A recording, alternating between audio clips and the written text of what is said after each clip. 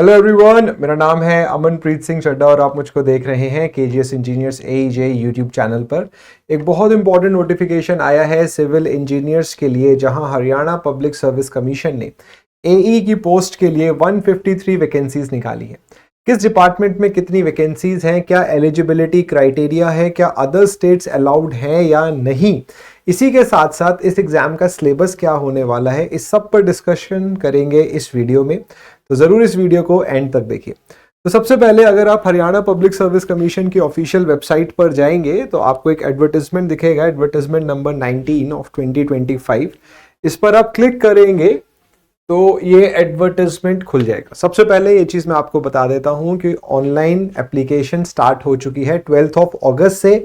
तो इस वीडियो को देखने के बाद जरूर जाइए, अगर आप एलिजिबल हैं तो फॉर्म जरूर भरिए। तो बच्चों यहाँ पर बताया गया है, एडवर्टाइजमेंट नंबर आप देख सकते हैं। The commission invites online application from eligible candidates for group B, post of assistant engineer, civil in public work department. PWD सबका फेवरेट डिपार्टमेंट होता है, तो पीडब्ल्यूडी में सीट्स हैं, कितनी है वो भी बताऊंगा मैं आपको। Municipal engineer in municipal corporation and urban local bodies department Haryana, and sub divisional engineer Panchayati Raj in development and panchayat department Haryana. तो इन 3 डिपार्टमेंट्स में आप देख सकते हैं पोस्ट निकाली गई हैं, और कितनी पोस्ट हैं वो भी मैं आपको बता देता हूँ। ये सिंपल उन्होंने बताया है कि आपके पास क्या डॉक्यूमेंट्स रहने चाहिए, तो जो जिस पे बच्चों का ध्यान रहता है कि कितनी नंबर ऑफ सीट्स हैं।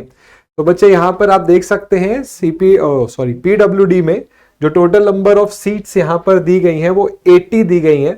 तो 80 एक अच्छा बड़ा नंबर होता है, तो गुड नंबर ऑफ सीट्स। देखिए एई में इतनी ही नंबर ऑफ सीट्स को अच्छा माना जाता है, तो don't confuse it with other JE exams कि वहाँ 800-900 वैकेंसीज आ जाएंगी। तो ये गुड नंबर माना जाता है अगर हम बात करें। और एक बहुत अच्छी बात क्या है कि इन्होंने अलग से एग्जाम कराना है, तो ये गेट से रिलेटेड नहीं है। तो कई बार गेट एग्जाम अगर अच्छा नहीं होता है तो बच्चे बहुत सारे एई जॉब्स पर नहीं उसके एग्जाम दे पाते, क्योंकि वो गेट स्कोर मांग लेते हैं। इन्होंने गेट स्कोर नहीं मांगे, तो अच्छी बात है कि अगर आपका एग्जाम अच्छा नहीं भी गया है गेट का, स्टिल आप एग्जाम दे सकते हैं यहाँ पर। और इसके बाद आप देख सकते हैं 47 सीट्स जो है वो म्युनिसिपल कॉर्पोरेशन में है, और सब डिविजनल इंजीनियर पंचायती राज में 26 सीट्स हैं। तो टोटल 153 नंबर ऑफ सीट्स हैं। 12 अगस्त से रजिस्ट्रेशन स्टार्ट हो गए हैं और 1 सितंबर तक रजिस्ट्रेशन रहेंगे 5 बजे तक। बिल्कुल भी लास्ट डेट तक का वेट मत करिए। एलिजिबिलिटी आपकी है, एलिजिबिलिटी भी बहुत सिंपल है, बीटेक मांगा गया है आपसे। तो अगर आपने बीटेक कर लिया है, आपकी एज 18 से 40 साल के बीच में है। अभी इसमें एज रिलैक्सेशन भी आपको मिलेगा अलग अलग कैटेगरीज में, तो एलिजिबिलिटी है तो जरूर फॉर्म भरिए। बच्चों के दिमाग में कई बार ये चीज आती है कि नंबर ऑफ सीट्स उतनी नहीं है, मेरा सिलेक्शन होगा या नहीं होगा। मैं आपको ये चीज जरूर बोलूंगा कि एग्जाम जरूर दीजिए। आपको साइकोलॉजिकल प्रेशर सहना आता है क्लासरूम का, और अगर आप सही तरीके से प्रिपेयर्ड हैं तो सिलेक्शन के चांसेस भी जरूर बनेंगे। तो ये इंपॉर्टेंट डिटेल्स हैं इस पर। और देखिए पेमेंट की भी जो लास्ट डेट है वो 1 तारीख है। कुछ एग्जाम्स में होता है पेमेंट के लिए 1-2 दिन एक्स्ट्रा दे दिए जाते हैं, तो यहां पर ऐसा नहीं है। तो बच्चों ये आप देख सकते हैं यहाँ पर, यही उन्होंने डेट दोबारा बताई हुई है किन किन डिपार्टमेंट्स में सीट है। अब बच्चों का एक सवाल बहुत आता है कि सर अदर स्टेट्स अलाउड हैं या नहीं है। तो ये बात मैं क्लियर कर देता हूं, अदर स्टेट्स अलाउड हैं, बट आपको अगर आप अदर स्टेट के हैं तो you will be considered as an unreserved candidate, आपको कोई भी रिजर्वेशन नहीं मिलेगा। और इसका पता कैसे चलता है कि दूसरे स्टेट्स के बच्चे अलाउड है। यहां पर एक मेंशन किया गया है, सिलेबस जो फीस है इस एग्जाम के लिए उसको 1000 रुपीज दे दिया अपार्ट फ्रॉम हरियाणा बच्चों के लिए। तो वहां से आपको ये आइडिया भी लग जाएगा। अब ये देखिए यहां पर ये चीज जो मेंशन की गई है, for all persons of Haryana with benchmark disability कोई फीस नहीं लगेगी। Candidate belonging to OSC and other this is 250। और यहां पर आप देखिए ऑल रिमेनिंग कैंडिडेट्स को यहां पर 1000 देने हैं, और हरियाणा बिलोंगिंग यूआर को भी 1000 देने। ठीक है, तो इस स्टेटमेंट से पता चल जाता है कि बाकी बच्चों को भी अलाउ किया गया, वरना यहीं पर आके वो रुक जाते। ठीक है, अब देखिए डेट जो आपकी एज लिमिट की दी गई है, candidate should not be less than 18 and more than 42 on और बिफोर 1 सितंबर 2025। तो 2025 जो है उसको आपको दिया गया है, जो आपकी एज आपको काउंट करनी है। और यहां पर अब एज रिलैक्सेशन दे रखा है अलग अलग कैटेगरीज में। देखिए बच्चे, क्लियरली तो यहाँ पे कहीं पर भी ऐसे इन्होंने मेंशन नहीं करा है कि इज बीटेक अलाउड और नॉट, ऐसे क्लियरली कहीं नहीं मेंशन किया है कि फाइनल ईयर अलाउड है या नहीं है। बट जब एज इन्होंने इतनी कम रखी हुई है 18, तो आई बिलीव इन्होंने अलाउ करा है, ठीक है। बट इस नोटिफिकेशन में क्लियरली कहीं मेंशन नहीं किया गया है। अब देखिए एक चीज जो इसमें आएगा कि एग्जाम होना कब है।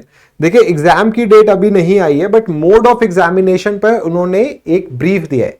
और ये भी ऐसा नहीं है कि इसी तरीके से उन्होंने बोला है, जनरली आमतौर पर the commission has a 3 stage recruitment process that is screening test followed by subject knowledge test and interview. But ये डिपेंड करता है कितने नंबर ऑफ एप्लीकेशंस आई हैं, उसके बेसिस पे ये सिलेक्शन होगा। तो कुछ टाइम बाद दोबारा से एक एडवर्टाइजमेंट आएगा जिसमें आपको बताया जाएगा किस तरीके से एग्जाम होगा, किस डेट को एग्जाम होगा।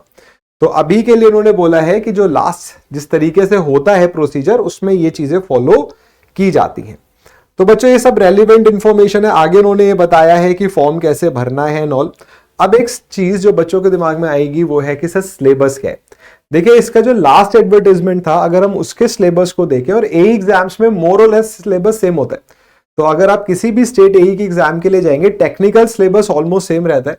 तो अगर हम इसके पिछला जो लास्ट एडवर्टाइजमेंट था उसका सिलेबस देखें, तो उसके सिलेबस में स्ट्रक्चरल इंजीनियरिंग था, जिसमें इंजीनियरिंग मैकेनिक्स ये हमें पढ़ना ही होता है अलग अलग एग्जाम्स में। सॉलिड मैकेनिक्स मतलब SOM, structure analysis, construction materials and management, concrete structure, steel structures, मतलब जो एक कॉमन आप बोल सकते हो ना गेट का सिलेबस है, वो सारा पूछा गया है इसमें। फिर जियोटेक्निकल इंजीनियरिंग में सॉइल मैकेनिक्स, फाउंडेशन इंजीनियरिंग आ जाएगी। वाटर रिसोर्स इंजीनियरिंग मतलब इरिगेशन इंजीनियरिंग आ रहा है। फ्लूइड मैकेनिक्स आ रहा है, hydraulics, open channel flow, hydrology, irrigation. फिर इन्वायरमेंटल इंजीनियरिंग है, ट्रांसपोर्टेशन इंजीनियरिंग है।